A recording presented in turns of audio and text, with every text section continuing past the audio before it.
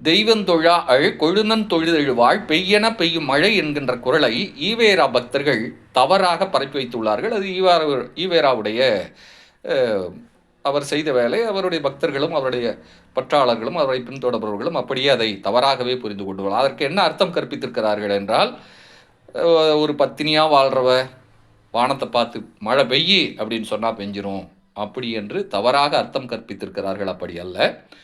தெய்வம் தொழா அதாவது கடவுள் பெரிய பற்றெல்லாம் இல்லாதவள் அவள் ஒரு பெண்.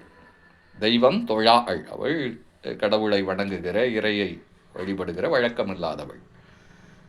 கொழு நன் தொழுதெழுவாள். நல்ல கொழு நன். அவன் ஒரு ஆண். அவன் அண்ணனோ தம்பியோ மாமனோ மைத்தனோ காதலனோ கணவனோ ஒரு நல்ல ஆண். நன் கொழு நன் தொழுதெழுவாள். அவனை தொழுதெழுவாள். அவன் நமக்கு நல்ல துணையாக இணையாக ஒரு ஆதரவாக இருக்க வேண்டும் என்கிற ஒரு குழுவாக இருக்க வேண்டும் என்கிற முறையில் அவனை தொழுவதை வழக்கமாக கொண்டுள்ளார். அதாவது ஈவேராவை சொல்லியிருக்கின்ற அல்லது ஈவேராவினுடைய பக்தர்கள் சொல்லியிருப்பதை போல ஒரு கடவுளை மற மனிதனை நினை என்கிற கோட்பாட்டினுடைய அடிப்படையே இந்த சொல்தான்.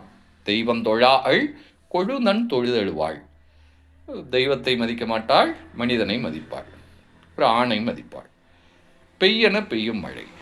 அவளுக்கு வானியல் அறிவு அதிகம், பகுத்தறிவு அதிகம், வள்ளுவ அறிவு அதிகம். எனவே அவளுக்கு தெரியும், இன்றைக்கு வானத்தை பார்த்து இன்றைக்கு மழை பெய்யும் என்றால் பெய்யும்.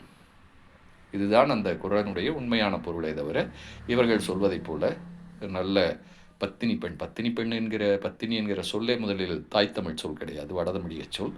எனவே தப்பும் தவறுமாக குறள்களுக்கு வள்ளுவ குறள்களுக்கு அர்த்தம் கற்பிக்கப்பட்டிருக்கிறது என்பதை தமிழர்கள், உலகெங்கும் வாழும் தமிழர்கள் உணர்ந்து குறளின் வள்ளுவத்தின் பொருளும் பொருண்மையும் உணர்ந்து அறிந்து தெரிந்து புரிந்து தெளிந்து அதன் வழி வாழ்தல் மட்டுமே உலகம் உய்வதற்கான ஒரே வழி.